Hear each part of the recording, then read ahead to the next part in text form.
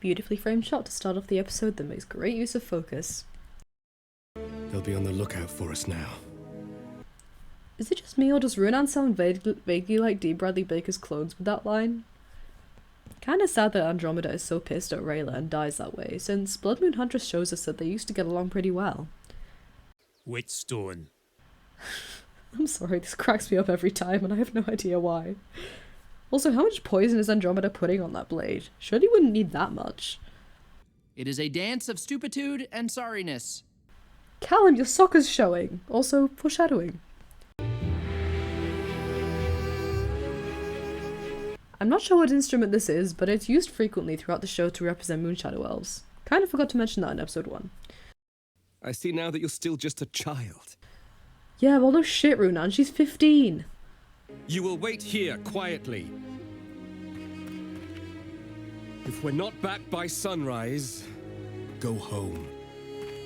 It takes Rayla all of 7 seconds to go against Runan. It's a subtle aspect of her character, but time and time again she shows that she doesn't value her family over her duty because, well, I mean, look who raised her.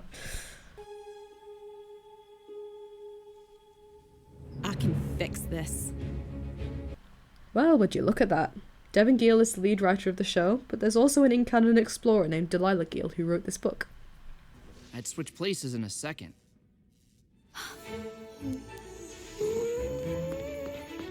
Crazy how that one line gives Claudia the idea for the serpent. She might be a goofball, but she's not dumb. Claudia and I are still searching for a creative solution. Call it what it is. Dark magic. Yes. I've spent years going along with these creative solutions, and where has it gotten me? I don't understand. I know you don't. Haru and Viren's dynamic is wonderfully complex.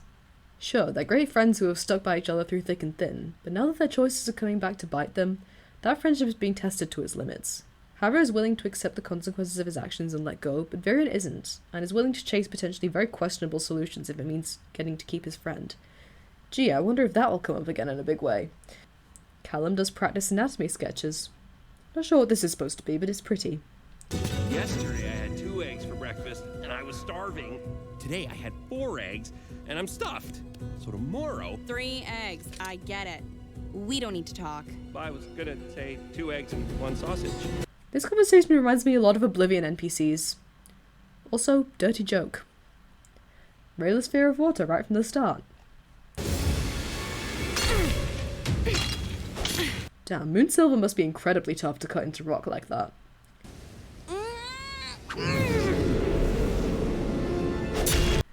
Rayla's upper body strength is off the charts.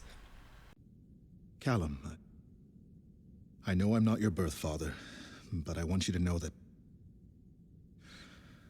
Oh, this isn't easy. Can I just say, I have so much appreciation for how this show presents such a wonderful step-parent dynamic. It's so rare to see this in kids' animation, and Haru also being the king is such an interesting way to explore that. To break the seal when... Well, you'll know when. When you've been killed. War is full of uncertainty. We hear the Moonshadow instrument playing Haru's theme when he mentions his death. Such great scoring. You don't want to die, I'm sure the elves and dragons don't want to die, so everyone agrees. There are centuries of history, generations of wrongs and crimes on both sides. I am responsible for some of those wrongs. Playing into the show's overarching theme of the kids making a better world than their parents left behind. Now I don't know. But I do know I will pay the price for the choices I made. Even for the short time we see him, Haru is such a compelling and sympathetic character. I love him a lot. But you're the king, you can do anything. Cynicism versus hope, experience versus ignorance, all such wonderful contrasts between Haru and Callum. I'm gonna give this back to you this weekend, okay? I'm not gonna have to open this. Man, this line gets me every time. He sounds like he's trying not to get choked up. Great delivery by Jack DeSena.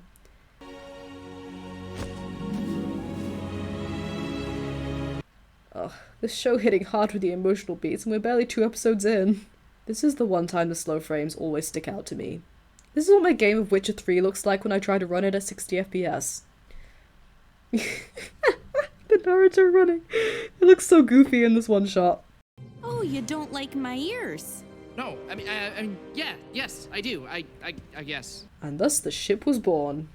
Moustache Man! I love this animation so much. It's so Callum. The floor is lava. Claudia, anyone! There's the painting of Harrow and Viren we see get done in season 2.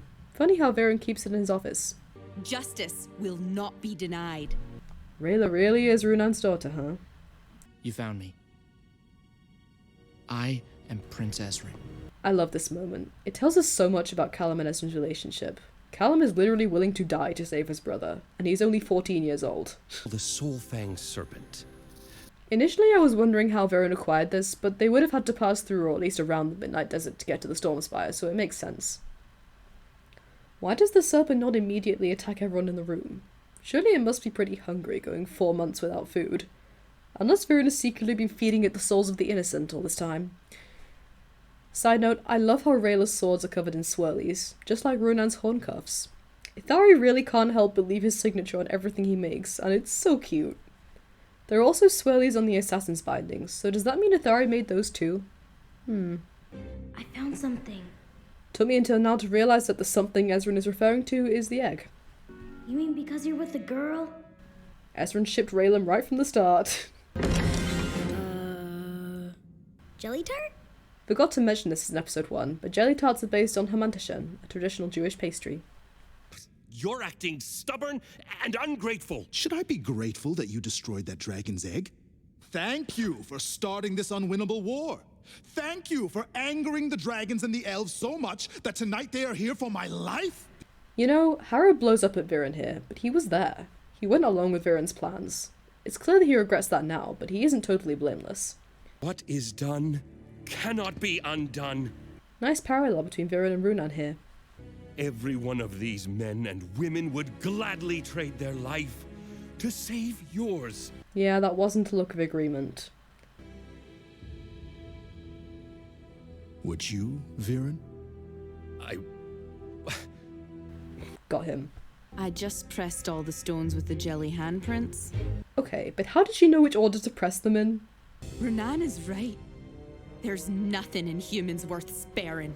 I may be a Runan apologist, but damn does he need his worldview rocked. So great that we actually get to see this moment later on. This episode is where the show's emotional stakes really start to pick up, and we get so many more great interactions between the characters. We also get the beginning of the formation of the dragon, which is pretty cool. Many seeds laid, so plenty more to come. So yeah, this has been Season 1, Episode 2, and I will see you guys in Episode 3. Bye!